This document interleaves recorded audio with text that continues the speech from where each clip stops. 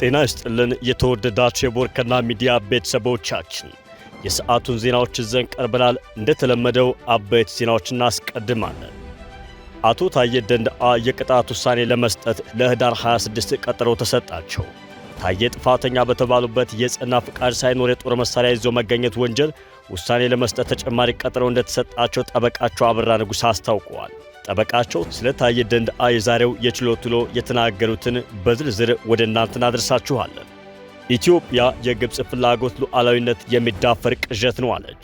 ቦርከና በጠዋት የዜና ሽፋኑ ላይ የግብጽ የውጭ ጉዳይ ሚኒስትር ባድር አብድላቲ ከኢትዮጵያ ጋር ስለ ህዳሴ ግድቡ የምናደርገውን ድርድር አቁመናል ማለታቸውን መዘገባችን የሚታወስ ሲሆን ኢትዮጵያ ደግሞ ከሰዓት ለግብጽ የውጭ ጉዳይ ሚኒስትር ምላሽ ሰጥታለች። የኢትዮጵያ መንግስት የሰጠውን ሙሉ ምላሽ በዜናችን አካተነዋል። የፌዴራል መንግስት የትግራይን በጀት ለምን እንዳቋረጠ ተጠይቆ ምላሽ አልሰጠም ተባለ። የፌዴራል መንግስት የትግራይ ጊዜያዊ አስተዳደር በጀት ላለፉት 2 ወራት ለምን እንዳለቀቀ ተጠይቆ ምላሽ አለመስጠቱን ክልሉ አስታውቋል። የዜናችን አካል ነው።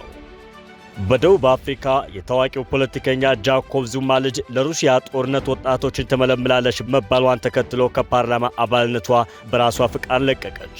የቀድሞ የደቡብ አፍሪካ ፕሬዝዳንት ጃኮብ ዙማ ሴት ልጅ ዱጁዜሌ ዙማ ሩሲያ ከዩክሬን ጋር በምታደርገው ጦርነት ለሩሲያ ጦር ከደቡብ አፍሪካና ቦትስዋና ወጣቶችን ስትመለመል ቆይታለች የሚል ወንጀል ቀርቦባታል። ከባህር ማዶ በትንታኔ የምንመለከተው የሰዓቱ መረጃችን ነው። እነዚህንና ዕለታዊ የምንዛሬ መረጃዎችን አካትናል። አብራችሁን ቆዩ።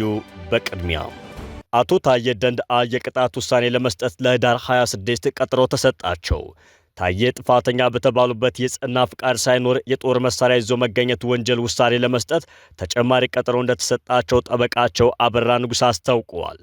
የቀድሞ የሰላም ሚኒስትር ዴታና የጨፌ ኦሮሚያ አባል አቶ ታዬ ደንደአ በዛሬው ዕለት በፌዴራል ከፍተኛ ፍርድ ቤት ልደታ ምድብ አንደኛ ህገ መንግስትና በህገ መንግስት ላይ የሚፈጸሙ ወንጀሎች ችሎት ቀርበዋል። በዛሬው ዕለት ፍርድ ቤት የቀረቡበት ምክንያት ከዚህ ቀደም ጥፋተኛ በተባሉበትና ችሎቱ የግራ ቀኝ የቅጣት አስተያየት በሰማበት የጸና ፍቃድ ሳይኖር የጦር መሳሪያ ይዞ መገኘት ወንጀል ቅጣት ለመስማት አቃቤ ህግ ዳር 15 ቀን 2018 ዓ.ም ባቀረበባቸው 3 ተደራራቢ ክሶች የተከሳሽ የክስ መቃወሚያዎች ክስ ለማቅረብና ዋስትና የሚመለከት ክርክር ለመስማት ነበር። ለዛሬ በተቀጠረው የቅጣት ውሳኔ መሰረት ችሎቱ በአቶ ታዬ በኩል የቀረቡትን የቅጣት አስተያየቶች በተለይም የጤናቸው ምክንያት በማስረጃ የቀረበበት ባለመሆኑ ውሳኔው ከመሰማቱ በፊት የቅጣት ማቅለያዎችን እንዲያቀርቡና የቅጣት ውሳኔ ለመስጠት ለህዳር 26 2018 ዓ.ም ተለዋጭ ቀጠሮ መሰጠቱን ጠበቃቸው አበራ ተናግረዋል። በዛሬው የችሎት ውሎ አቶ ታዬ ደንደአ በጠበቃቸው በኩል የዋስትና መብት ይፈቀድልኝ ጥያቄ በችሎቱ በማቅረባቸው ምክንያት ዋስትናን በተመለከተ ሰፊ የህግና የፍሬ ነገር ክርክር አድርገዋል። በዚህም በጠበቃቸው በኩል ያቀረቧቸውን የክስ መቃወሚያዎች ችሎቱ ተቀብሎ ለአቃቤ ህግ እንዲደርሰው በማድረግ በቀረቡት የክስ መቃወሚያዎች ላይ አስተያየታቸውን በጽሁፍ እንዲያቀርቡ ተለዋጭ ቀጠሮ ለታህሳስ 8 2018 ዓ.ም ሰጥቷል። በአቶ ታዬ በኩል የወንጀል ስነ ስርዓትና የሰበር ውሳኔዎች በዋቢነት በመጥቀስ ዋስትና እንዲፈቀድላቸው በመከራከሪያነት ያቀረቡ ሲሆን አቃቤ ህግም የዋስትና መብት ጥያቄያቸውን ውድቅ እንዲሆን በመቃወም ክርክር ያደረጉ መሆኑን ጠበቃው አብራርተዋል።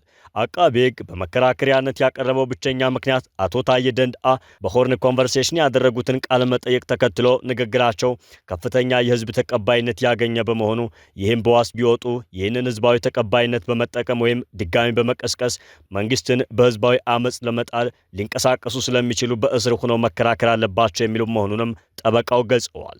በዚህም የክርክር ሂደት በሆርን ኮንቨርሴሽን ያደረጉትን ንግግር ተቀባይነት ማግኘቱን ለችሎቱ ግልጽ ለማድረግ በሚል ሐሳብ በእያንዳንዱ ቪዲዮዎች የተሰጡ 1000 የሚጠጉ የተመልካች አስተያየቶችን መመልከቱን ለችሎቱ አስታውቋል።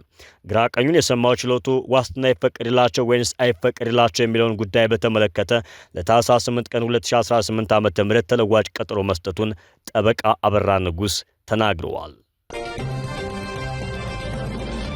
ኢትዮጵያ የግብጽን ፍላጎት ሉዓላዊነት የሚዳፈር ቅዠት ነው አለች። ግብጽ በታላቁ የኢትዮጵያ ህዳሴ ግድብ ላይ የምታነሳው በጋራ የማስተዳደር ጥያቄ ሉዓላዊነትን የሚዳፈር ቅዠት መሆኑን የኢትዮጵያ መንግስት አስታውቋል።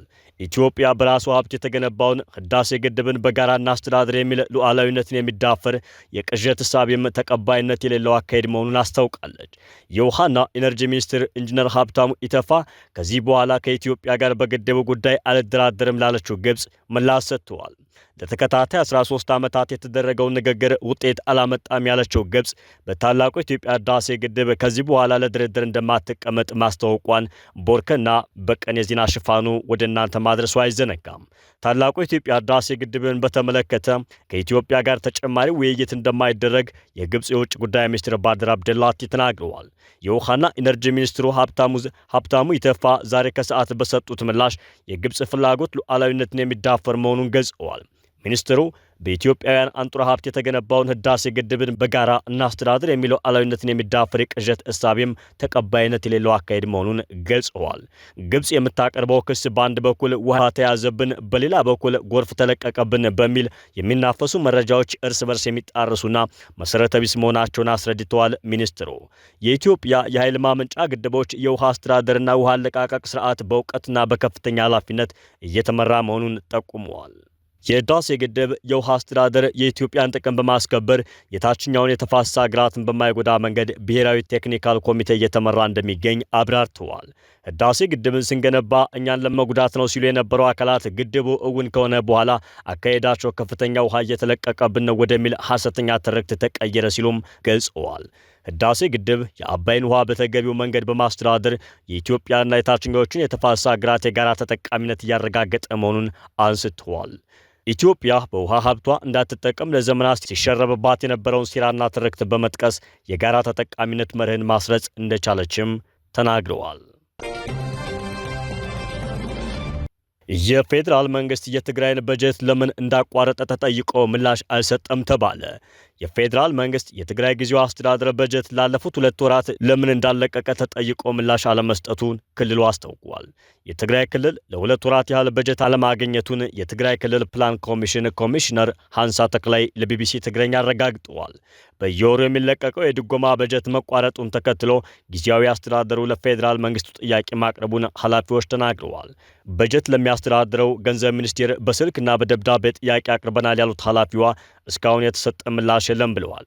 የፌዴራል መንግስቱ ያቋረጠውን በጀት እንዲለቅ ጥያቄ ቢቀርብለትም እስከዛሬ ህዳር 23 ቀን 2018 ዓ.ም ድረስ እየሰጠው ምላሽ አለመኖሩን ጠቁመዋል።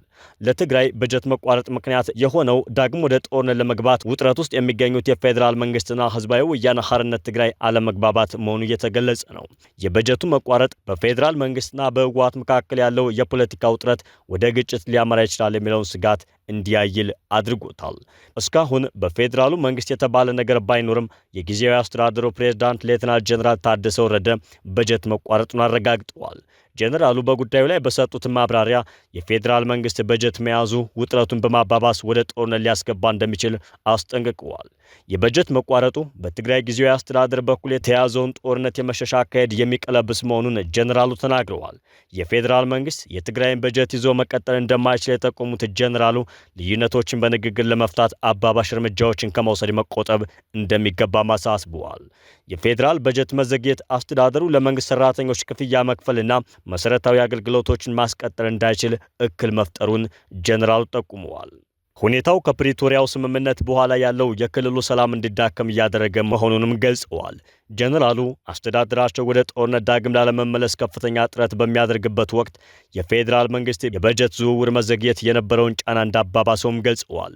የበጀት መቆራረጥ የጊዜያዊ አስተዳደሩን ስራ አፈጻጸምና በሺዎች የሚቆጠሩ ደመወዝተኛ ሰራተኞችን ኑሮ እያናጋ መሆኑን አስገንዝበዋል። ጫናው በደሞዝ አለመከፈል ብቻ የተወሰነ እንዳልሆነ ገልጸው የገንዘብ ፍሰት እጥረት በመባባሱ ባንኮች ገንዘብ በማጣት ነዋሪዎች የራሳቸውን ገንዘብ እንዳያወጡ ወይም እንዳይጠቀሙ መከልከላቸውን አክለዋል። የትግራይ ጊዜያዊ አስተዳደር ያለውን ሰላም ለመጠቀም የሚያደርገውን ጥረት እንደሚያጠናክር ገልጸው ይሁን እንጂ አስተማማኝ የሆነ ዘላቂ ሰላም ለማረጋገጥ የፌዴራል መንግስት ድጋፍ እንደሚያስፈልገውም አስረድተዋል። ባለፈው ሳምንት የትግራይ ጊዜያዊ አስተዳደር አዲሱን የፌዴራል መንግስት ሰራተኞች የደሞዝ ማስተካከያ በሙሉ ለመተግበር እንደማይችል ማስታወቁ ይታወሳል። ለዚህ ምክንያቱ ደግሞ የደሞዝ ክፍያን ለመሸፈን የሚያስፈልገው በጀት የሌለው መሆኑን በመጥቀስ ከፍተኛ የሆነ የበጀት እጥረት እንዳጋጠመው ማስታውቋል።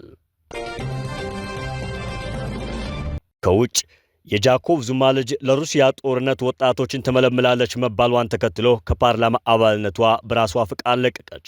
የቀድሞ የደቡብ አፍሪካ ፕሬዝዳንት ጃኮብ ዙማ ሴት ልጅ ዱዱዚሌ ዙማ ሩሲያ ከዩክሬን ጋር በምታደርገው ጦርነት ለሩሲያ ጦር ከደቡብ አፍሪካና ቦትስዋና ወጣት ወንዶችን ስትመለምል ነበር ተብሏል።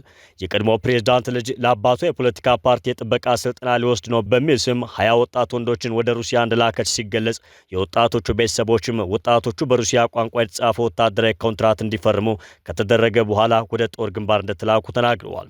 አንዳንዶቹ ወደ ሩሲያ ያቀኑት ወጣቶች ከባለፈው ነሐሴ ወር ጀምሮ ከቤተሰቦቻቸው ጋር ያላቸው ግንኙነት መቆሙ ተገልጿል። ዩክሬን ባለፉት ሳምንታት ከ1400 በላይ የሚበልጡ አፍሪካውያን ወጣቶች ለሩሲያ እየተዋጉ እንደሆነ ማስታወቋ የሚታወስ ሲሆን ፕሬዝዳንት ሲሪል ራማፎዛም የደቡብ አፍሪካ ዜጋዎች እንዴት እንደተመለመሉ ምርመራ እንዲደረግ ማዘዛቸው ይታወሳል። ይህ በእንዲህ እንዳለ ነው ታዲያ የጃኮብ ዙማ ልጅ ዱዱዚሌ ዙማ ከሳምንታት በፊት 17 ወንዶችን ለሩሲያ ጦርነት መልምላለች ከተባለች በኋላ ከፓርላማ አባልነቷ በገዛ ፍቃዷ መልቀቋን ዘ ኢንዲፔንደንት ዘግቧል። በአባቷ ጃኮብ ዙማ የሚመራው ፓርቲ ለሩሲያ በተመለመሉ ወጣቶች ዙሪያ ምንም ተሳትፎ የለኝም ያለ ሲሆን ለወጣቶቹ ቤተሰቦች ግን ድጋፍ እንደሚያደርግ አስታውቋል። ዱዱዚሌ ዙማ ወጣቶቹ ለሩሲያ መመልመሏን ያስታወቀችውና ክስ የመሰረተችው እህቷ ስትሆን ፖሊስም ምርመራ መጀመሩን አስታውቋል። በተያያዘ መረጃ በደቡብ አፍሪካ የህዝብ መገናኛ ብዙሃን የሬዲዮ ፕሮግራም አቅራቢ የሆነች ጋዜጠኛ ወንዶች ለሩሲያ ጦር በመመልመል ወንጀል በቁጥጥር ስር ውላ ፍርድ ቤት ቀርባለች ተብሏል። የራዲዮ ፕሮግራም አቅራቢዋ ናንኩሌዋ ፓትሪሺያ ማንቱላን ጨምሮ 5 ሰዎች ፍርድ ቤት የቀረቡት ደቡብ አፍሪካውያን ይፋዊ ፍቃድ ሳያገኙ የውጭ ሀገር ጦርን እንዳይቀላቀሉ የሚከለክለውን ህግ በመጣስ ተከሰው እንደሆነ አቃቢያን ህግ ተናግረዋል። ተከሳሾቹ እስካሁን ድረስ የእምነት ክህደት ቃላቸውን አልሰጡም ተብሏል። የደቡብ አፍሪካ መንግስት 17 የሚደርሱ ዜጎቹ ተታለው በሚመስል ሁኔታ ቅጥረኛ ወታደር ሆነው የሩሲያ ዩክሬን ጦርነት ውስጥ እንዲሳተፉ መደረጋቸውን ባሳለፍነው ዳር ወር ገልጸው ነበር። ይህ ጉዳይ በመንግስት ይፋ ከተደረገ ወዲህ ከዚህ ጋር ተመሳሳይነት ባለው ጉዳይ ሰዎች በቁጥጥር ስር ሲውሉ ይህ የመጀመሪያው ነው ተብሏል። የሀገሪቱ ፖሊስ ግን የክስ ሂደቱ አሁን ባለበት ደረጃ ላይ ሁለቱን ጉዳዮች አገናኝቶ መግለጽ እንደማይፈልግ አስታውቋል። የ39 ዓመቷ ጋዜጠኛ ማንቱላ በታዋቂ የደቡብ አፍሪካ መገናኛ ብዙሃን በሆነው ኤስቢሲ ስር በሚገኘው SAFM ላይ የምትላለፈው ዘ ሞርኒንግ ብሊስ የተሰኘ ፕሮግራም አቅራቢ ናት። በቁጥጥር ስር መዋሏን በተመለከተ እሷም ሆነች መገናኛ ብዙሃኑ እስካሁን አስተያየት አልሰጡም ተብሏል። የራዲዮ ፕሮግራም አቅራቢዋና ሌሎች 4 ሰዎች በቁጥጥር ስር መዋላቸው የተሰማው የብዙዎችን ቀልብ ከሳበው የባለፈው ሳምንት ክስተት በኋላ ነው። ባለፈው ሳምንት አርብ ዕለት የቀድሞ የደቡብ አፍሪካ ፕሬዝዳንት ጃኮብ ዙማ ልጅ የሆነችው ዱዱዚሌ ዙማ ከሀገሪቱ ፓርላማ መልቀቋ የተሰማው በዚሁ ጉዳይ ነበር። የቀድሞ ፕሬዝዳንት ልጅ ዘመዶቿን ጨምሮ 17 የደቡብ አፍሪካ ወንዶችን አታላ ለሩሲያ እንዲዋጉ አድርጋለች የሚል ክስ ቀርቦባታል። ዙማ ሳምቡላ ግን ይህንን ውንጀላ አልተቀበለችውም። የደቡብ አፍሪካ ብሔራዊ አቃቤ ሕግ ባለስልጣን የራዲዮ ፕሮግራም አቅራቢዋ ማንቱላ እድሜያቸው ከ21 እስከ 46 ከሚሆናቸው ሌሎች 4 ወንዶች ጋር በቁጥጥር ስር መዋሏን አስታውቋል። እያንዳንዱ ተከሳሾች የውጭ ሰራዊት እገዛ ቁጥጥር የተባለውን ሕግ በመተላለፍ ክስ ቀርቦባቸዋል የተባለው እንደ አቃቤ ሕግ ገለጻ ግለሰቦቹ በቁጥጥር ስር የዋሉት በጆሃንስበርግ ከተማ በሚገኘው የደቡብ አፍሪካ ዋና ዓለም አቀፍ አየር መንገድ የተሰማሩ ፖሊሶች በሰጡት ጥቆማ ነው ተብሏል። ፖሊስ በተባበሩት አረብ ኤሚሬቶች አድርገው ወደ ሩሲያ ሊጓዙ የሞከሩ 3 ሰዎችን በቁጥጥር ስር እንደዋለ ገልጸዋል። የራዲዮ ፕሮግራም አቅራቢዋና ሌሎች ተከሳሾች ሰኞ ዕለት በጆሃንስበርግ ከተማ በሚገኘው ፍርድ ቤት የቀረቡ ሲሆን አሁንም በቁጥጥር ስር ይገኛሉ ተብሏል። የዋስትና መብታቸውን ለማስከበር በሚቀጥለው ሳምንት በድጋሚ ፍርድ ቤት ይቀርባሉ ነው የተባለው። የደቡብ አፍሪካ መንግስት ቅጥረኛ ወታደር ተደርገው ከተወሰዱና በአሁኑ ሰዓት የጦርነት ቀጠና በሆነችው የዩክሬን ግዛት በሆነችው ዶንባስ ግዛት ከሚገኙ 17 ሰዎች ጥሪ እንደደረሰው ያስታወቀው ከ1 ወር በፊት ነበር። ግለሰቦቹ ቅጥረኛ ወታደር የሆኑት በቀረበላቸው የሚያጓጓ የስራ ውል ተታለው እንደሆነ መንግስት አስታውቋል። በሩሲያና ዩክሬን ጦርነት ዩክሬን ከአፍሪካ የሚሄዱ ቅጥረኛ ተዋጊዎች እንዳሉ በተደጋጋሚ ገልጻለች። ሩሲያ ደግሞ ከአፍሪካ ያመጣቻቸው ምንም አይነት ቅጥረኛ ተዋጊዎች እንደሌሉ ምላሽ ስትሰጥ ቆይታለች። ነገር ግን ሩሲያ ከአፍሪካ በተጨማሪ በላቲን አሜሪካና ሌሎች ዓለማችን ክፍሎች ቅጥረኛ ወታደሮችን እየመለመለች እንደምታስመጣና አሁን ባለው የዩክሬን ጦርነት እንደምታሳትፍ የተለያዩ መረጃዎች ያመላክታሉ። አሁን ደግሞ ዕለታዊ የውጭ ምንዛሬ ተመን መረጃን ከኢትዮጵያ ንግድ ባንክ ባገኘነው መረጃ መሰረት ወደ እናንተ እናደርሳለን። በዛሬው ዕለት ማለትም ህዳር 23 ቀን 2018 ዓ.ም አንድ የአሜሪካ ዶላር በ151 ብር ከ30 ሳንቲም እየተገዛ በ154 ብር ከ33 ሳንቲም እየተሸጠ ይገኛል። አንድ ፓውንድ ስተርሊንግ በ196 ብር ከ61 ሳንቲም እየተገዛ በ200 ብር ከ54 ሳንቲም እየተሸጠ ነው። አንድ ዩሮ በ175 ብር ከ51 ሳንቲም እየተገዛ በ179 ብር ከ2 ሳንቲም እየተሸጠ ይገኛል። አንድ የስዊዝ ፍራንክ 184 ብር ከ86 ሳንቲም እየተገዛ 188 ብር ከ56 ሳንቲም እየተሸጠ ነው። አንድ ኩዌት ዲናር 483 ብር ከ80 ሳንቲም እየተገዛ 493 ብር ከ47 ሳንቲም እየተሸጠ ይገኛል። አንድ የቻይና ዩዋን 20 ብር ከ98 ሳንቲም እየተገዛ 21 ብር ከ40 ሳንቲም እየተሸጠ ነው። አንድ የተባበሩት አረብ ኤምሬት ድርሃም 41 ብር ከ19 ሳንቲም እየተገዛ 42 ብር ከ1 ሳንቲም እየተሸጠ ሲሆን አንድ የሳውዲ ሪያል 40 ብር ከ33 ሳንቲም እየተገዛ 41 ብር ከ14 ሳንቲም እየተሸጠ ይገኛል። የተወደዳችሁ የቦርከና ሚዲያ ቤተሰቦቻችን የምሽት ዜናዎቻችን በዚህ መልኩ ተጠናቀዋል። ጤና ይስጥልን።